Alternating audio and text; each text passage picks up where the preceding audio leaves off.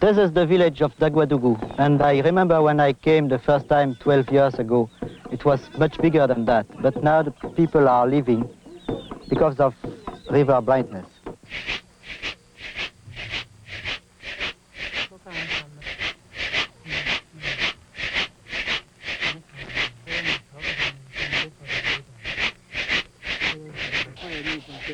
Throughout the entire Volta River basin in West Africa, thousands of people have river blindness or onchocerciasis. It impairs vision. Ultimately, it can destroy all sight. The disease is transmitted by a female black fly. In biting humans, the fly deposits infectious parasites on the skin. The flies breed in rivers, and that is why the disease is called river blindness. River blindness. It affects people in many parts of the world, but it is most severe in 7 West African countries: Upper Volta, Ivory Coast, Mali, Niger, Ghana, Togo, and Dahomey. Some of the poorest countries in the world are in this region. Water, the rivers, are perhaps their most precious resource. Here the soil is fertile. Here the people can farm the land, grow crops, raise livestock. But here in the river valleys, the black fly breeds. It needs fast-moving water in order to reproduce.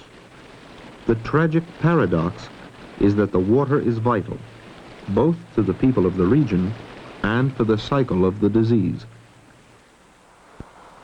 Dr. René Lebert is an entomologist. He has studied the fly's habits for years. In places like this with fast-running water, the fly is living. The female lays eggs on the leaves, on the grass, and on the rocks, and the larvae develop on this substrate. They become pupae, and the female and males hatch. Afterwards, the female is biting man to suck blood. And here is a female, for example.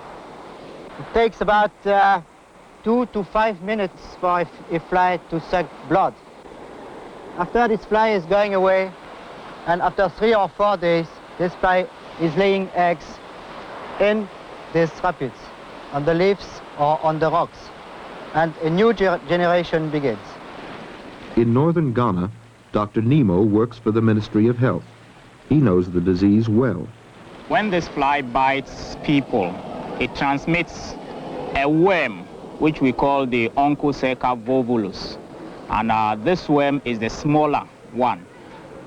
This smaller worm, or the microfilarium, moves in the soft tissues of the human body. And it keeps moving, wandering around until it grows and becomes the adult. And you can get one male, one female, always in a nodule, mating together to produce many of the infant worms. And it's usually these infant worms which cause the trouble. They wander around the eye, produce certain changes, and cause the blindness. Now, with this infection, there's a tremendous itching sensation in the patients. Indeed, some people have committed suicide because of the itching. With the itching, there's this... Dr. Alfred Buck, an epidemiologist with the World Health Organization, is an expert on the symptoms of the disease. And one has given terms such as elephant skin or presbyoderma, from old age skin, because of the appearance of the skin being either that of a similar to an elephant or paper thin, like in old age.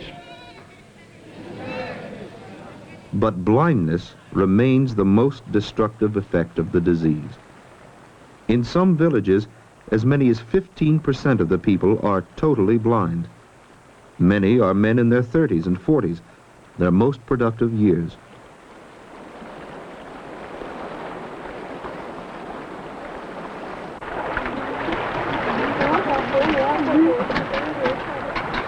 The river valleys are oases in a dry and parched land. The rivers set the very rhythm of existence for the people. To the villages along the Red, the White, and the Black Volta rivers, water is life.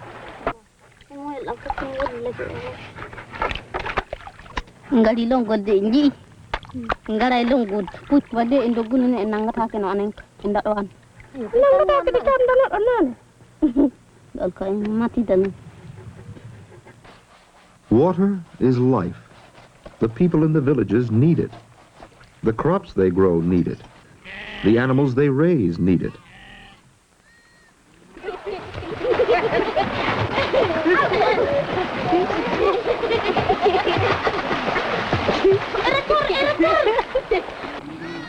Life is hard in these valleys. The people are poor. A few animals, a small plot of land. Without water, there would be nothing.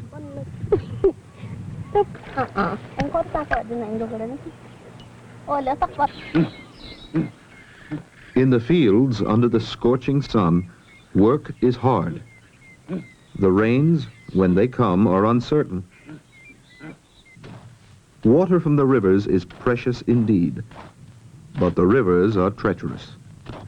They produce the black fly that brings blindness.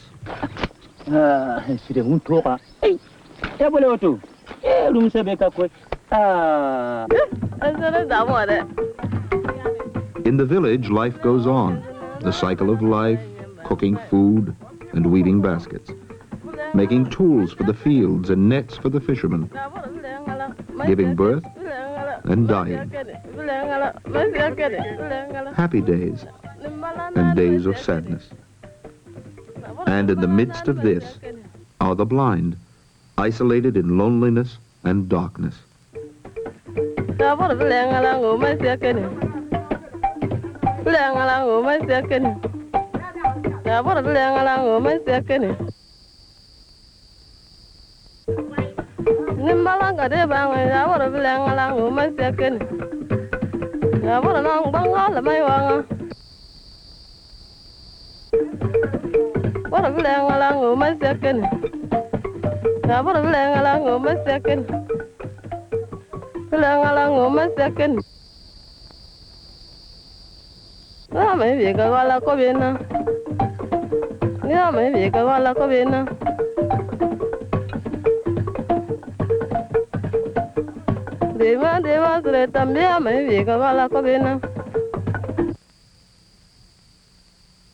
In this village of Taguadougou, which is at 7 kilometers of the breeding place of the vector, we can see the severity of the disease on the public health and economic point of view. In this village you have more than 75% of people with onchocerciasis. There are about 50 people in the village and 6 of them are blind and all the young people are living. Blindness comes slowly over many years of being bitten by the fly, but blindness does come. As the infection mounts, the human body slows down. Vitality drains away. Darkness comes, and life is then a kind of helpless vigil. When that happens, a village begins to die. For some reason, men are most severely affected. They become burdens for their wives and children. This in villages that are already desperately poor.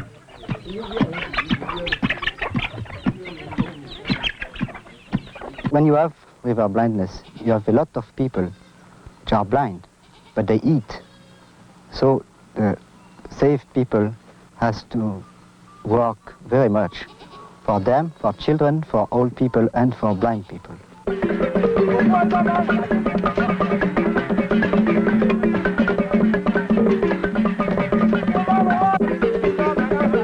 When a village is overtaken by river blindness, social upheaval begins. The normal patterns of life are twisted, upset, and reversed. You see children doing the work of adults, women doing the work of men. This is a common sight in the villages. A small boy leading a chain of blind people or guiding them in the small tasks they can still perform.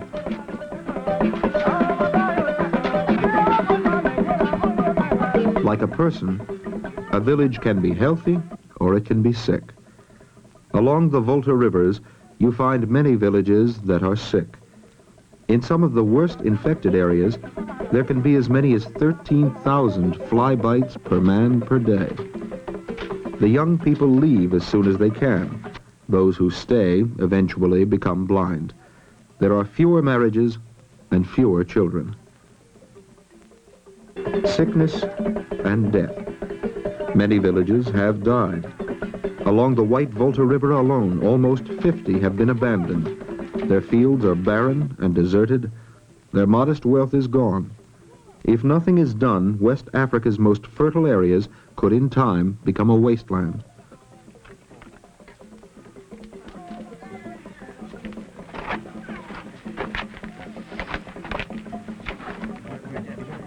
Chief Galbraith Saubra has lived in the village of Fungu on the White Volta all his life. He cannot quite believe that a small black fly robbed him of his eyesight or the eyesight of 27 of his people in this village of 200. There is an old saying here that the rivers will eat the eyes. To the chief, the disease is another of life's mysteries.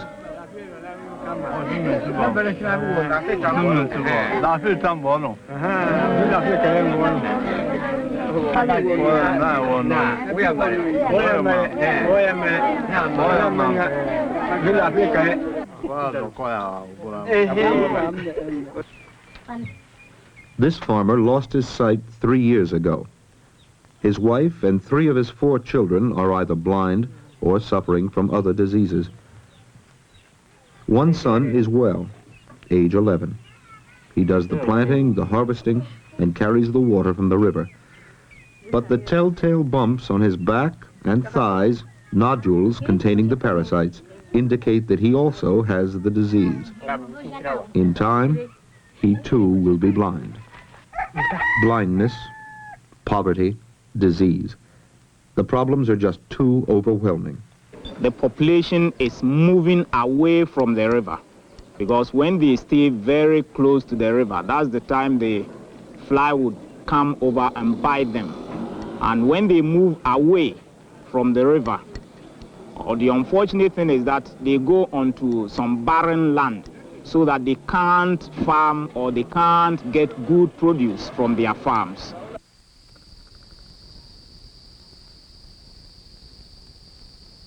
For almost a century, people have been leaving the fly-infested areas.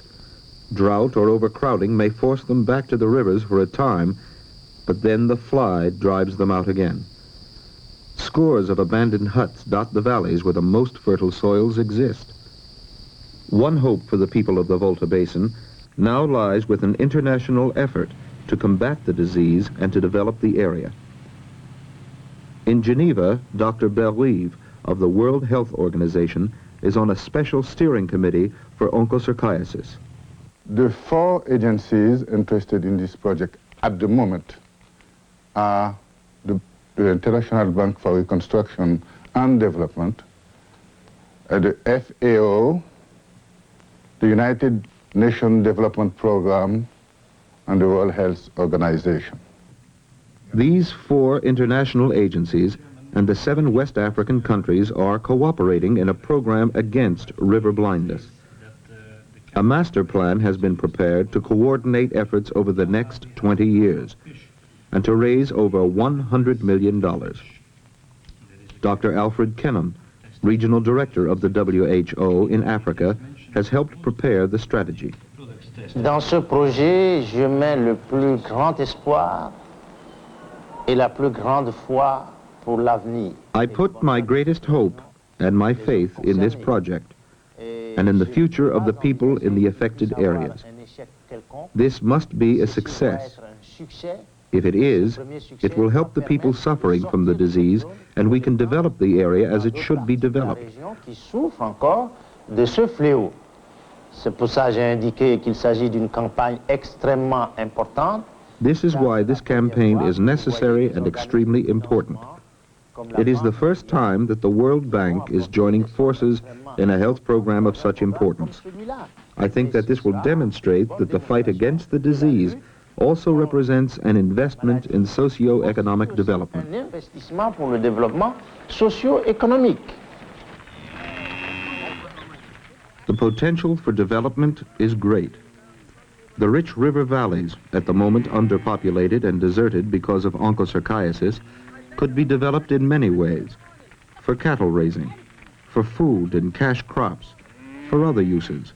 Roads, schools, health services, irrigation systems will help improve the quality of life. Because of the magnitude of the task, a regional approach is absolutely essential. An entire river basin is involved. It is larger than France and covers parts of 7 countries with a total population of more than 10 million. In these 7 countries, river blindness represents a major obstacle to development, perhaps the biggest obstacle in many areas. Per capita incomes are very low, well below $100 a year in some of the countries. Illiteracy is high. There are few schools and fewer hospitals. In Upper Volta, for instance, there is 1 physician for every 93,000 people. So development is necessary. And here in West Africa, development means, first of all, improved agriculture. But before the potential can be tapped, before development can begin, the disease must be attacked. The first step is accurate diagnosis. Doctors have worked on the problem for many years. One of the best means of diagnosing onchocerciasis is not the recognition of the nodules, because the method is not very sensitive, but the best method is taking a tiny piece of skin, a skin biopsy, and then in this tiny piece of skin there are many of the larval worms migrating out of the tissue and can easily be identified with a low-power microscope. After diagnosis, the next step is treatment. Effective treatment for thousands of people. We have only 2 drugs at the present time that can be employed for the treatment of onchocerciasis patients. One drug, which is called suramin, kills the adult worms, but unfortunately has some toxic side effects.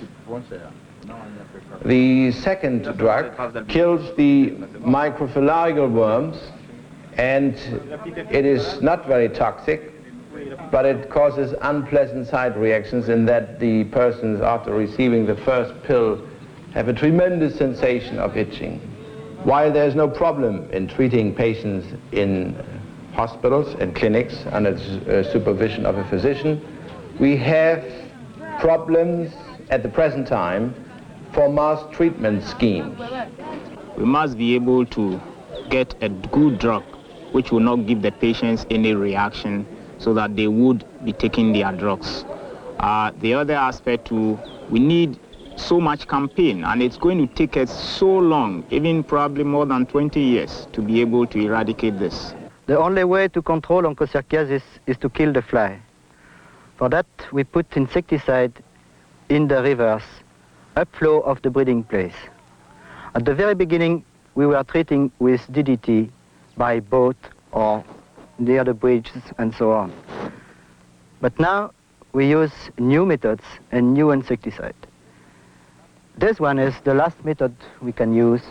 This is an helicopter, and it can stay over the breeding place and treat it very easily. Efforts to control the fly have been carried out for many years in a certain few areas. There has been much valuable work by FAC, the French aid agency, FED, the European Development Fund, and other agencies. Pilot projects have been done, and now the strategy for controlling the fly is clear.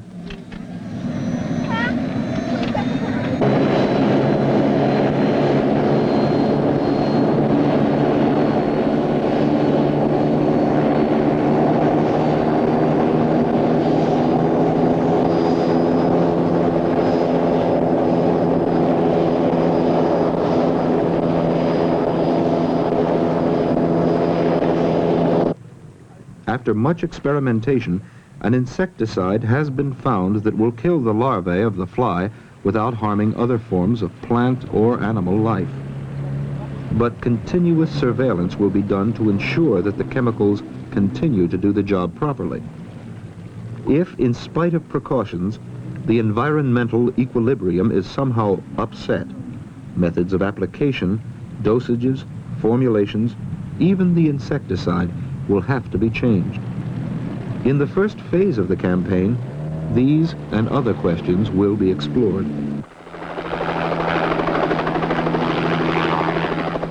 During the rainy season, the foliage thickens and conceals countless streams and small rapids where the fly breeds. Rains wash out many roads and make breeding spots inaccessible. Helicopters seem to be the answer. They can bring the attack even to the most remote spots. Hundreds of breeding sites have been identified. It is important to hit them all because the fly has an amazing flight range, up to 100 miles. It must be prevented from coming back to the areas already treated. For the 7 countries, this is a war. The black fly is their enemy.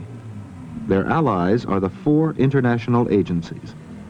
Each brings a special expertise to the task. Control of the disease, treatment of victims, marshaling of financial resources, assistance in tapping the agricultural potential, and in developing the entire region. I believe that we can eradicate the disease in the 7 countries. It will take time, effort, and good organization, logistic organization, and also a good evaluation and management before this can be achieved. The common strategy is to plan, finance, and execute a campaign that will revive and develop the Volta River Basin. In the village of Finkalo, in Mali, river blindness has been controlled. The fly was once in command here. Then an experimental program was started. Today, tea plantations flourish in the formerly abandoned river valley areas. Village life has been restored. Today, the children of Finkalo go to school.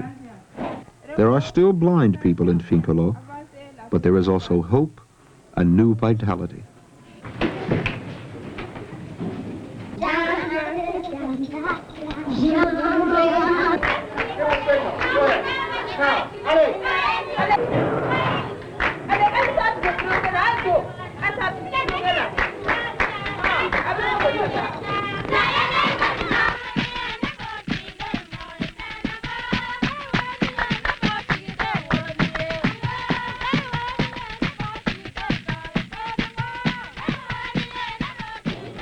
The fight against river blindness will be long.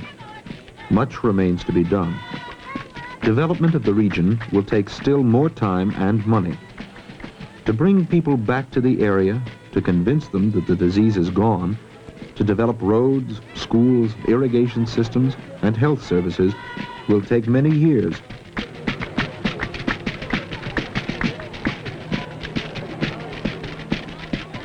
Regional and international cooperation is essential. In a very real sense, this will be a test of the governments of the area and for the international community.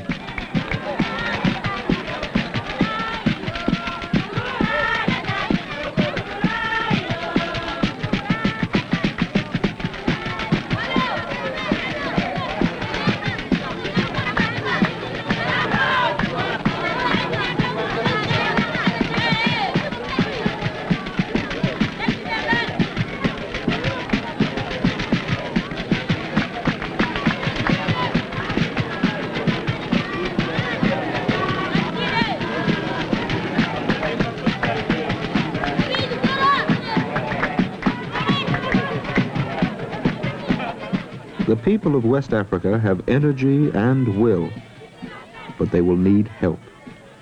They look to a future where blindness will be rare, where the land will offer hope and prosperity, where the rivers will bring life again.